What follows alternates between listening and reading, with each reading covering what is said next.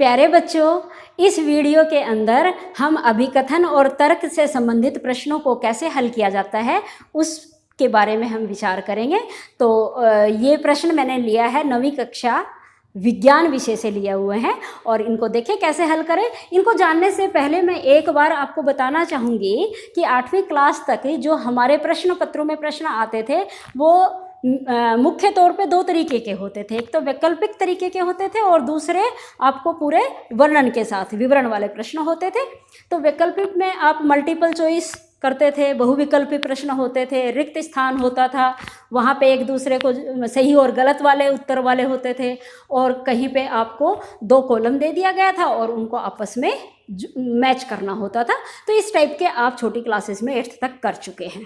लेकिन पिछले साल से CBSE ने अपने सिलेबस में यानी 9th 10th में 2 नए तरीके के प्रश्नों को और जोड़ दिया है। और वो कौन कौन से हैं? एक आते हैं बच्चे case study base. Case study मतलब कोई भी आपको घटना दे दी गई है और उस घटना पे आधारित प्रश्न दे दिया। अब घटना किस तरीके की हो सकती है? मान लो कोई फ़ोटो दे दी है आपको, किसी भी आपके बॉडी के ऑर्गन का इंटरनल चित्र दे दिया है, कोई आपको वैसे पिक्चर दे दी और उस पिक्चर में से पूछ लिया कि बेटा इसमें देखो आपको क्या क्या चीज़ें समझ में आ रही है। कोई ग्राफ दे दिए हैं आपको, जैसे बार ग्राफ दे दिया है, पाई ग्राफ दे दिया, तो उससे संबंधित प्रश्न पूछ लिया। कोई आपको वैसे ही एक गद्यांश दे दिया, उस गद्यांश में से प्रश्न पूछ सकते हैं। कोई आपको चरण दे दिए हैं अलग अलग, जैसे मान लो चाय बनाने के ही अलग अलग स्टेप्स कौन से होते हैं वो दे दिए हैं, बीच में से कुछ मिसिंग कर दिया और आपसे पूछ लिया कि ये किस टाइप के होते हैं। ये सब आप कर रहे हैं आजकल किस में?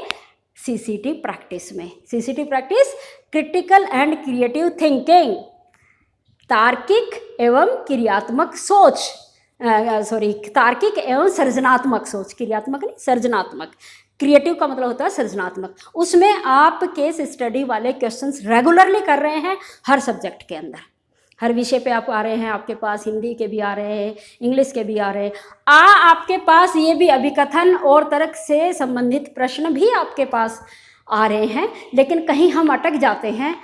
अब इस वीडियो को जानने के बाद आप इन प्रश्नों को बहुत इजीली, बहुत ही आसानी से आप इनको हल कर लेंगे।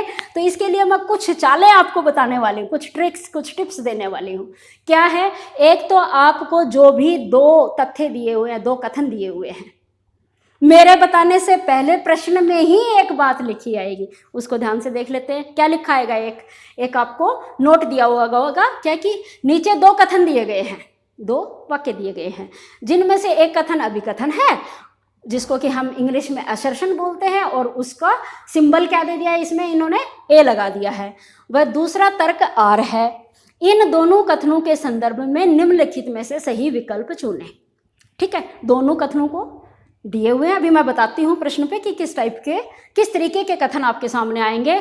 जैसे विकल्प क्या है आपके पास? ए विकल्प में क्या है कि A और R यानी असर्शन और रीजन। असर्शन मतलब अभिकथन, रीजन मतलब तर्क, वो दोनों सही हैं। और जो R है वो एक की सही व्याख्या कर रहा है। विकल्प B में क्या दिया हुआ है कि R और A दोनों सही हैं, पर जो R है यानी जो तर्क है वो अभिकथन की सही व्याख्या नहीं कर रहा है। तो हमारा उत्तर क्या होएगा? B। अब तीसरे में क्या दिया हुआ है कि भाई A तो सही है, असर्शन तो सही है, अभिकथन सही है, लेकिन जो आपको तर्क दिया हुआ है वो गलत है। तो हमारा उत्तर क्या हो जाएगा? विकल्प C। और चौथे में कहते हैं कि नहीं जी, जो हमारी असर्शन है वही गलत है, लेकिन जो तर्क दिया हुआ वो सही है। तो आपका उत्तर आएगा आपका उत्तर बिल्कुल सही हो जाएगा। अब ये ऐसे नहीं समझ में आएगी। ये ट्रिक्स में आपके 4 लिखी हुई है, इनकी स्क्रीनशॉट ले सकते हैं। क्या कि दोनों वाक्यों को ध्यान से आपने पढ़ना है, फिर आपने विकल्पों पे ध्यान देना है और जो उनसे में नहीं मिल रहा है उसको आपने क्रॉस कर देना है, एलिमिनेट कर देना है।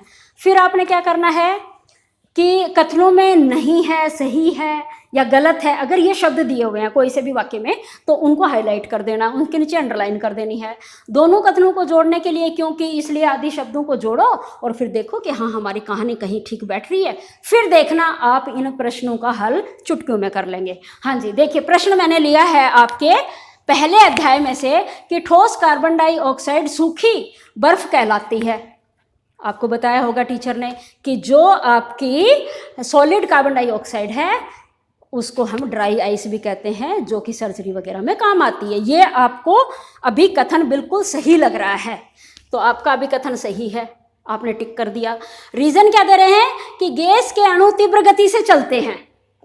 बात तो ये सही है कि तीव्र गति से चलते हैं, क्योंकि जब आपने ठोस, द्रव और गैसेस का तीनों में अंतर जब पढ़े थे तो आपने ये जाना था कि हाँ भाई गैस के जो अणु हैं बहुत तेज चलते हैं।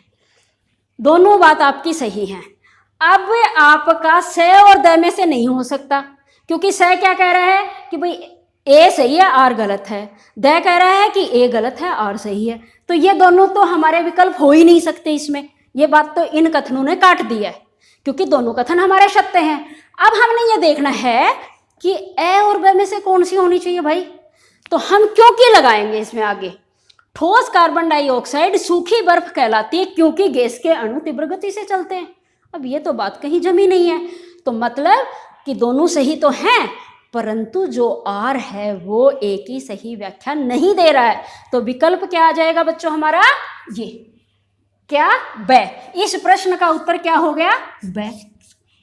अब मैं थोड़ी सी इस प्रश्न के अंदर थोड़ी सी हेराफेरी कर देती हूं। मैंने क्या किया कि ठोस कार्बन डाइऑक्साइड सूखी बर्फ नहीं कहलाती, मैंने नहीं शब्द इसमें जोड़ दिया है, नहीं कहलाती। तो अब क्या हो गया हमारा, अभिकथन गलत हो गया। अभिकथन गलत होते ही आपका ध्यान कहाँ जाएगा, अरे ये तो ए ही गलत है, तो अब आपका उत्तर क्या हो जाएगा बच्चों, द। सही आ गई बात समझ में।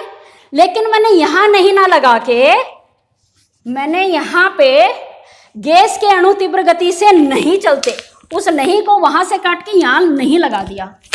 आप कहोगे तो ये तो तर्क गलत है, गैस के तो बहुत तीव्र गति से चलते हैं। अब गलत कौन हो गया है, आर गलत हो गया। आर गलत होते ही हमारा ऑप्शन क्या हो जाएगा, स। उसी प्रश्न का अब उत्तर क्या हो जाएगा, स। तो मैं 2 प्रश्न और लिखती हूं बोर्ड के ऊपर, आप इन ट्रिक्स की एक स्क्रीनशॉट ले लीजिए ताकि आप भूलेंगे नहीं।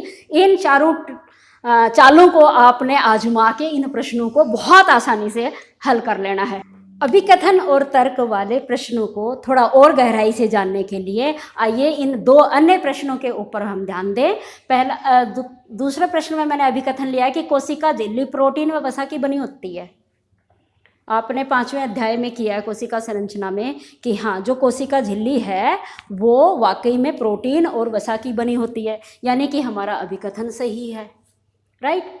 दूसरा तर्क, कोशिका भित्ति सेलुलोज की बनी होती है। बात तो ये भी सही है कि कोशिका भित्ति जो है वो सेलुलोज की बनी होती है।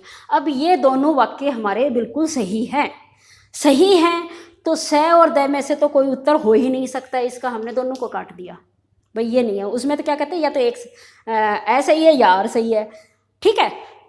अब इनमें से ए और ब में से सही उत्तर होगा। अब सही उत्तर निकालने के लिए हम ये देखेंगे इन दोनों के बीच में क्योंकि, इसलिए, तथा ये शब्द जोड़ दो।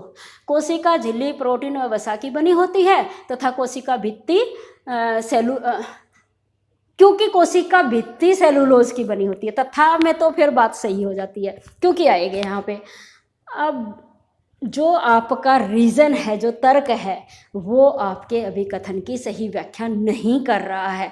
तो अब क्या चीज़ आएगी, बात दोनों सही है भाई, दोनों सही हैं, लेकिन जो आर है वो एक ही सही व्याख्या नहीं कर रहा। तो इस प्रश्न के उत्तर क्या हो जाएगा बच्चों हमारा, बी नहीं, ब इसका हमारा विकल्प सही होगा। यहाँ तक क्लियर हो गया।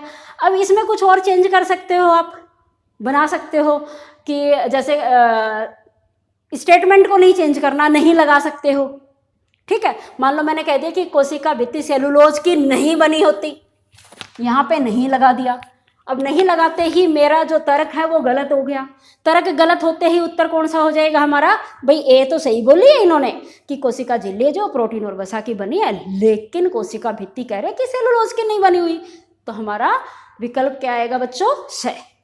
इस तरीके से इन क्वेश्चनों को आपने ध्यान से पढ़ना है, बस पढ़ के समझना है और कुछ नहीं है इसमें। बहुत ही सिंपल तरीका है इनको हल करने का। तीसरे क्वेश्चन पे आइए। अभिकथन में क्या कह रहे हैं, मिट्टी व अमोनियम क्लोराइड के मिश्रण को ऊर्ध्वपातन से अलग कर सकते हैं। ऊर्ध्वपातन कौन सा आपका वो पृथक्कीकरण विधि थी, कौन सी थी? ऊर्ध्वपातन, जिसमें क्या होता है कि जो ठोस होते हैं वो सीधे गैसेस में चले जाते हैं, द्रव अवस्था में वो नहीं आते। ये पढ़ा है ना आपने? तो बात तो इन्होंने सही कही है भाई, जो मिट्टी और अमोनियम क्लोराइड है इनको हम ऊर्ध्वपातन से अलग कर सकते हैं, इस वाले सेपरेटिंग मेथड को यूज़ करके, इस वाले पृथक्कीकरण विधि को हम काम में लेके इनको अलग कर सकते हैं। तर्क क्या दे रहा है कि अमोनियम क्लोराइड गर्म करने पर, अमोनियम क्लोराइड गर्म करने पर सीधा वाष्प में बदल जाता है। ये भी बात बिल्कुल सही है। तो अब आपने ये देखना है कि दोनों तथ्य सही हैं, मतलब मेरा उत्तर जो है ए और ब में से होगा। ये बात आ गई समझ में? अब ये देखो कि क्या जो ये तर्क है वो अभिकथन की सही व्याख्या कर रहा है। जी हाँ, लगा के देखते हैं। ओके स्टूडेंट्स, हम थर्ड क्वेश्चन के ऊपर अब फोकस करेंगे। इसमें अभिकथन दिया हुआ है मिट्टी व अमोनियम क्लोराइड के मिश्रण को ऊर्ध्वपातन से अलग कर सकते हैं। बिल्कुल सही कथन कहा हुआ है इसके अंदर। और जो तर्क दिया हुआ है कि अमोनियम क्लोराइड को गर्म करने पर सीधे वाष्प में परिवर्तन हो जाता है, तो ये भी तर्क भी बिल्कुल सही है। तो इस तरीके से दोनों कथन सही है। अब हमें ये देखना है कि क्या जो तर्क है ये अभिकथन की सही व्याख्या कर रहा है। तो बीच में क्योंकि लगा के हम देख लेंगे। तो क्योंकि क्या लगाएंगे कि मिट्टी व अमोनियम क्लोराइड को मिश्रण को ऊर्ध्वपातन से अलग कर सकते हैं, क्योंकि गर्म करने पर अमोनिया सीधा वाष्प में बदल जाता है। तो हमारा जो इसका उत्तर होगा वो है। इस तरीके से आपने देखा कि छोटे छोटे ट्रिक्स को, टिप्स को अपनाकर हम इतने बड़े बड़े क्वेश्चंस का हल कर सकते हैं। बहुत बहुत शुक्रिया बच्चों, बहुत बहुत धन्यवाद।